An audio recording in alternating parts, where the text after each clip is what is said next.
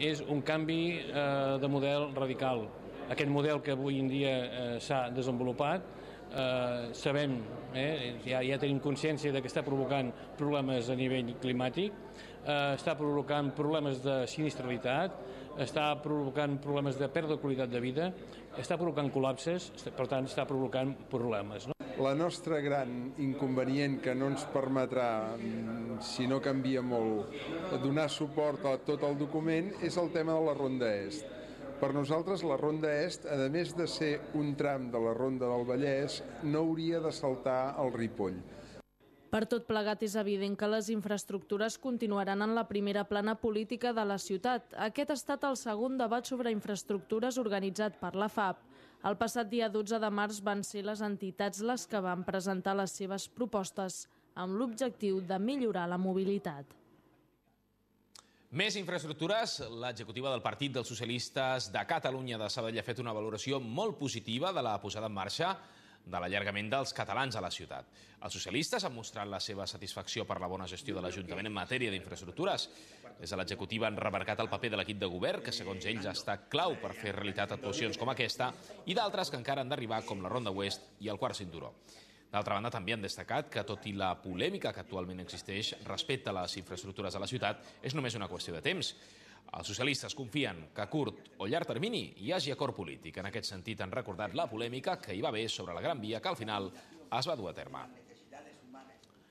Simon Saura, que és el president del Partit dels Socialistes de Catalunya de Sabadell, ha esmentat que els únics que han estat capaços de fer possible una infraestructura d'una envergadura tan important han estat els socialistes, que amb esforç, amb constància i compromís ho han aconseguit.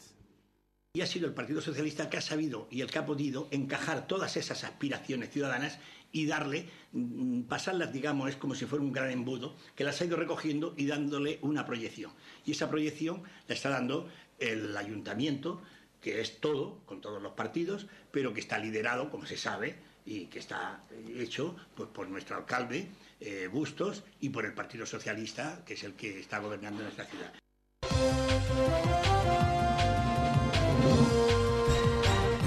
Aquest matí s'ha col·locat la primera pedra dels edificis de protecció oficial que l'Ajuntament de Terrassa construirà al passeig 22 de juliol i al carrer Amadeu de Savoia. Aquest acte ha estat presidit per l'alcalde de la ciutat, Pere Navarro, ha comptat amb l'assistència, entre d'altres, de la regidora d'Habitatge, el president del districte, els presidents de les associacions de veïns implicades.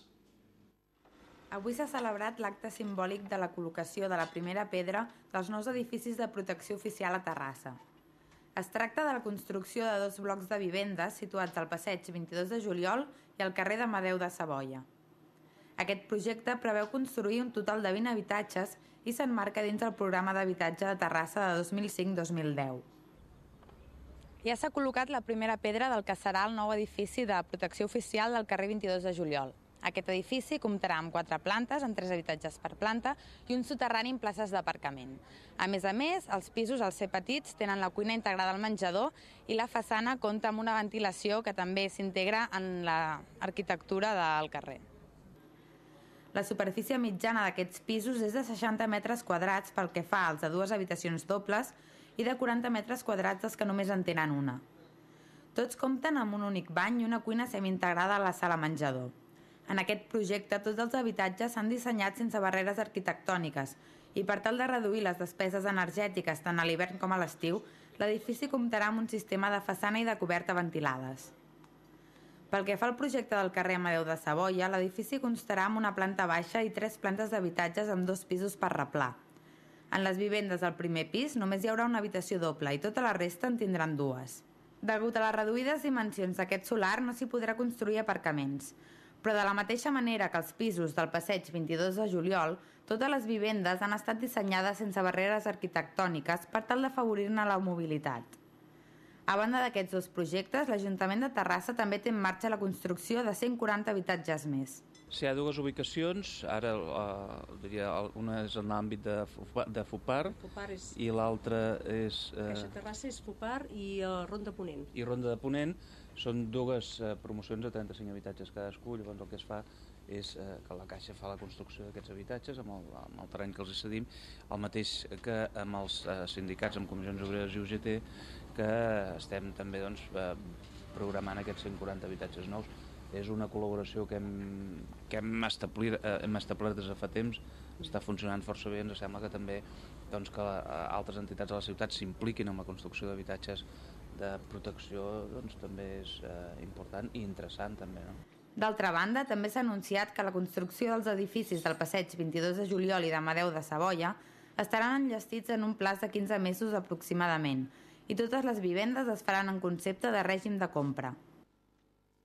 La nostra comarca, el Vallès Occidental, recupera el liderat en el rànquing de competitivitat comarcal l'any 2007, segons l'índex elaborat per l'ADEC, que és l'Associació d'Empresaris de l'Alt i el Baix Penedès i el Garraf. La comarca torna a ser, doncs, a la primera posició.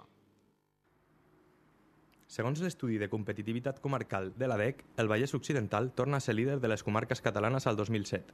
Es va mantenir a la primera posició del rànquing des de 2003, primer any en què es realitzava l'estudi, fins al 2006. Aquest any, el barcelonès li va prendre la primera posició. L'estudi de l'ADEC mesura la competitivitat comarcal a partir de 25 indicadors. Entre aquests, trobem la qualificació de la mà d'obra, el transport i les comunicacions, l'accés als mercats, la innovació i el desenvolupament tecnològic. La competitivitat comarcal de 2007 del barcelonès ha caigut. Ha passat d'ocupar la primera posició fins a la 6ª posició. Pels autors de l'estudi, la davallada del barcelonès no és deguda a canvis estructurals en la comarca, sinó bàsicament a la caiguda de dinamisme econòmic, molt superior a la desacceleració general.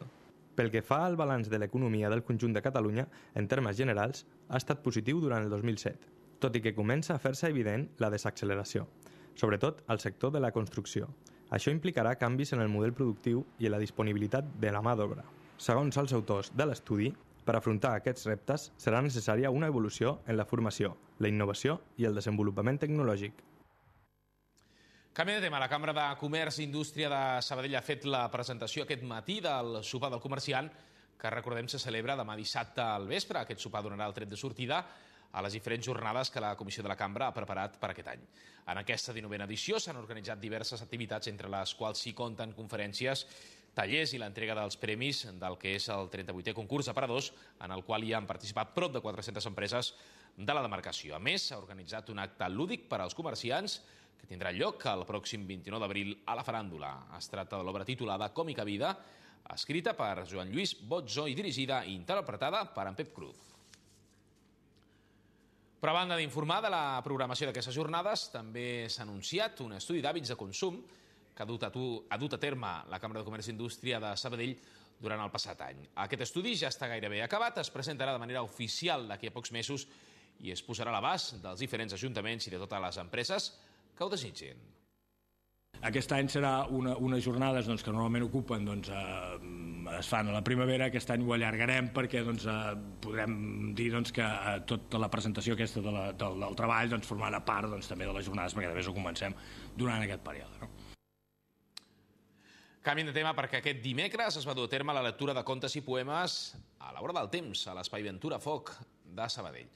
L'acte s'emmarca dins de les celebracions dels actes programats per celebrar el 10è aniversari de l'inici d'activitats als Forns i Obrador de la Ceràmica. En aquests 10 anys s'han realitzat més de 200 actes, als quals més de 30 són de tipus literaris, com presentacions de llibres, recitals de poemes i actes com el d'aquest dimecres. La lectura de contes i poemes a la vora del temps va anar a càrrec de Maite Modol i Cabeza, i Joan Serra i Renom els acompanyava amb la guitarra Joan Torrent i Mercè. Aquests contes i poemes presentaven una temàtica molt diversa i és precisament el temps l'encarregat d'unificar-los. La paraula, un cop escrita, només resta al paper. Activitats com aquesta pretenen que pugui agafar so i ser escoltada. Així, la voluntat de l'acte s'enquadra en que els assistents poguessin arribar a projectar-se imatges, sensacions o emocions que no s'aconseguirien només amb la raó. I en el tram final dels nostres serveis informatius només recordar amb un petit apunt la notícia amb la qual començàvem, i és que les infraestructures continuen sent i protagonitzant l'actualitat informativa a la nostra comarca, més concretament al municipi de Sabadell, perquè el que ja va avançar el conseller Nadal en l'acte de presentació de l'allargament dels catalans sobre la segona fase de la Ronda Oest ja està en marxa. Avui s'ha fet públic que GISA ha adjudicat per 55 milions d'euros aquesta segona fase de les obres. Nosaltres acabem, no hi ha més temps. Ens retrobem dilluns, com sempre, a partir de 8:45 del vespre. Molt bona nit i que tinguin un millor cap de setmana.